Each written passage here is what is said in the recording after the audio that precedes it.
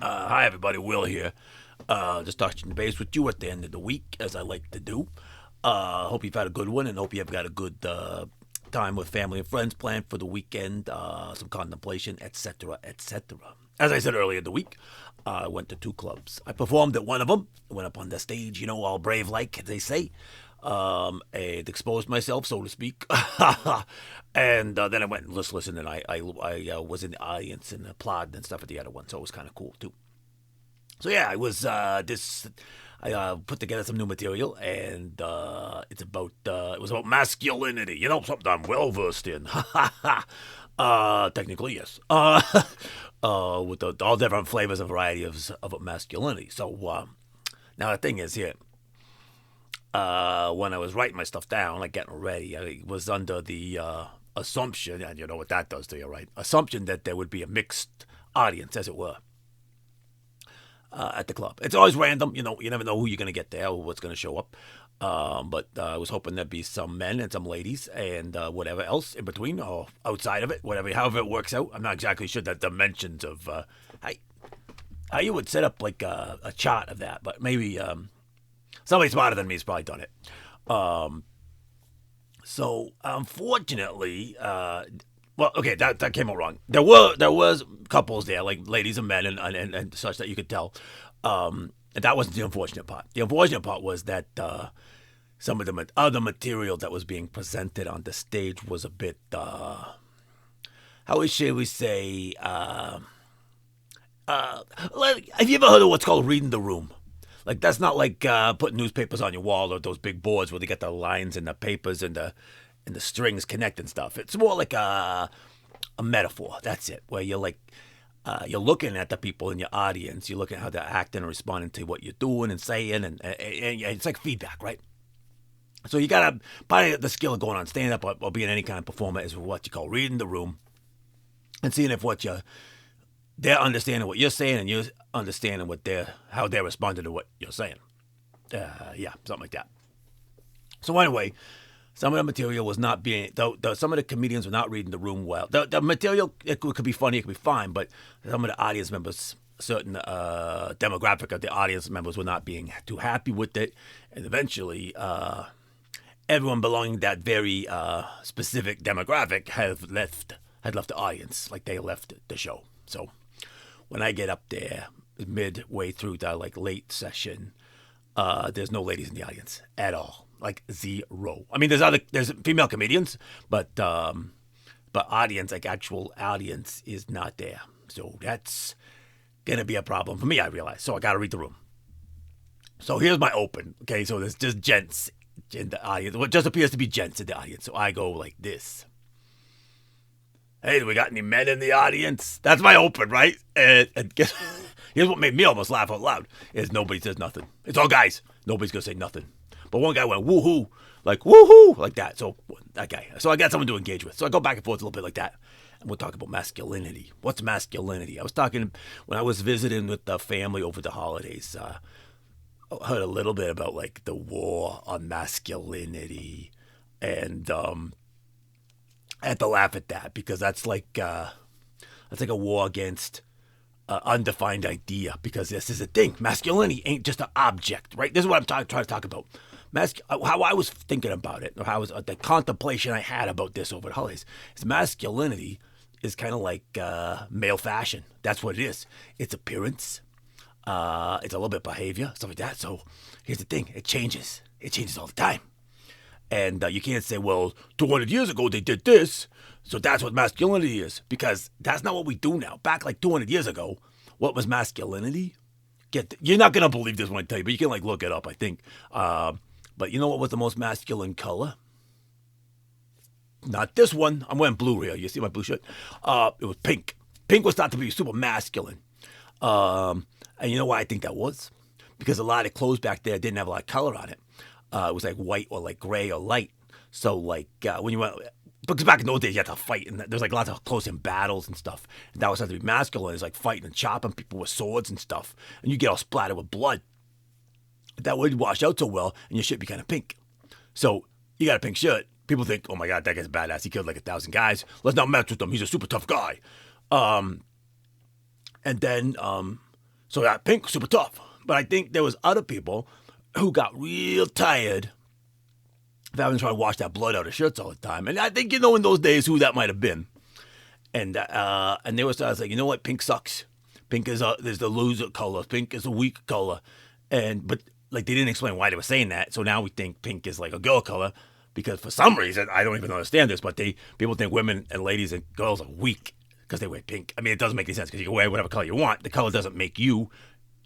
You make the color. Like what? Anyway, I'll get back to that. That's right. I'll get back to that. Anyway, so they picked different color, kind of like the blue.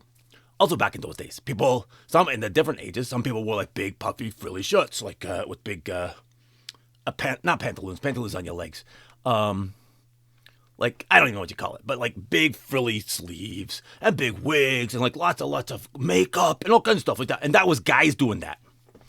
So, eventually even you go further back, like there's lots of different ways of being a guy, aka masculine. And the thing is, what you got to think about is what is the point of being masculine? Now, some people think it's to impress other people. Now, here's the thing. A lot of guys these days think you're being masculine to impress other guys, right? Like, we're going to be all tough guys together. We're going to go out into the woods and, like, chop a tree down or something, or wrestle a bear. I don't know. And, like, oh, we're all tough guys together. Look at us. But you know what? You know what impresses a guy? Not being, like, tough like that. Like, basically, a funny burp is going to make a guy impressed with you, right? So, who's this toughness stuff about?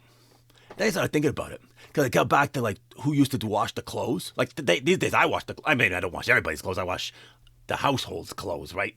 Everyone else is busy doing other stuff. So, like, why? I like it. It's like, think about it. Washing clothes is chemistry. It's problem solving. Like, it's literally, like, a solution set. Anyway, so, I realize masculinity is to impress somebody else. Somebody you want to be, get this, your partner, a.k.a. maybe a wife, a spouse, a husband, whatever. So really, if you want to know what masculinity is, the important part of masculinity is what those other people think of you as a guy. So you shouldn't be asking other men, am I masculine? Unless you like men, right? If you like men, then you should be asking those men what would make me attractive to you. And then that's the masculinity you embrace for that. But if you would like ladies to like you, you should be asking them, hey, ladies, what do you think is cool and masculine? And then that's how you behave. Because back in the day, women liked guys that were super tough because you had to be super tough to survive against.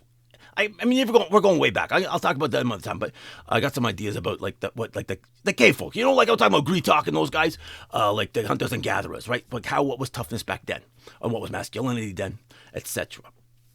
But nowadays, like, there's these guys that are like, well, I've been practicing being real tough for so long, and now they want me to be something else? Oh, no. Now, see, if you were sad about it and changed, I think that's a masculine choice. But to, like, go, I'm going to stay the back I was. I'm going to be a throwback, like, to the old days. But you know what you do with a throwback? You know why it's called throwback? Because it ain't mature enough to be worthwhile to catch or to be valuable. So you throw it. It's like when you're fishing, you catch a little fish, you throw it back till it's grown up. So if you're just acting like a throwback, and whoever you want to like think you're impressive is just going to throw you back until you grow up. That's the thing. And nowadays, you don't just got, I mean, people do it. You can sometimes got to use your fists, pow. But to be successful in the world nowadays, at least like, not everywhere, but in a lot of places, you got to punch with this, your brain, your mind. Not like a headbutt. That's what I'm talking about. But thinking your way through a problem is the more mature and masculine way to do things. And that will impress other people, especially people that you want to be impressed with you so that they like you and like you can be with. I'm not going to go into the dirty details, but you know what I'm talking about, right? So to just hang out and ask men, hey, how should I be a man? Like, you're not going to get an answer that's going to be useful to you. You're going to just be like in a vicious circle, like almost like a fight, like a conceptual fighting ring where there's no new ideas, just the old ideas that are already in the past. So like there was this, anyway, let it go. You don't got a time machine. You're not going to be useful back then.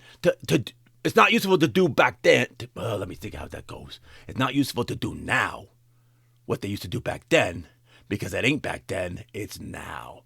So yeah, if you don't change with the times, you're just going to get thrown back and thrown out.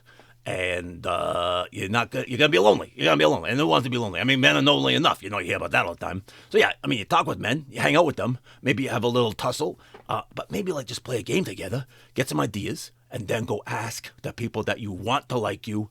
Maybe you change towards them, maybe they change towards you, and then you don't get thrown back, unless yeah. Unless you like going in the water. I don't know. Maybe you enjoy fishing. But yeah, that's what that's what I contemplate. I'm going to think a little bit more about that. And I just got some ideas about like what did those, like if a cave person had like a time machine, like they got access to like a time machine, like some science doctor who left his like time machine. He left a parking brake on his time machine. He went out for a walk. And a cave person goes in there and sees a view screen and like looks into the future. They'd be like, why those guys? We invented firehouses, we got words and thinking, we did all this work, and they're thinking they gotta come back the way we were? Why don't they just keep going forward in the future and make more for the betterment for the next generation? So that you could do more stuff. And then maybe invent a time machine and go back and say thanks. Thanks for inventing words and discovering fire and stuff. But I don't even, like, it would be hard to talk to them back then because their words were different than ours because like language evolves. I don't even know how that works, but it does. Because like anyway, that like masculinity that changed over the time, and now it's different than it used to be. So don't go back there unless you want to be a throwback. Okay, I ranted on about this, but I hope you understand what I'm talking about. I'm working on some more material. I hope to get in the clubs next week. And anyways, thanks for listening. Hope you have a great weekend. Contemplate a few of these things. Get back to me. Like, subscribe, comment. I hate saying it so much. But nobody seems to be able to figure it out that that's what you got to do on these things. Anyway, this weekend I hope that my paints, I got my big jack things of paints. I got my little, I never know how to do this. My ships. We're going to do some working on some stuff this weekend. Okay, take care. Hope you have a good one. And it's been a pleasure. It's been a pleasure talking to you. I hope it's been a pleasure listening to me. Or at least not too much of a burden. Okay, take care. Bye-bye.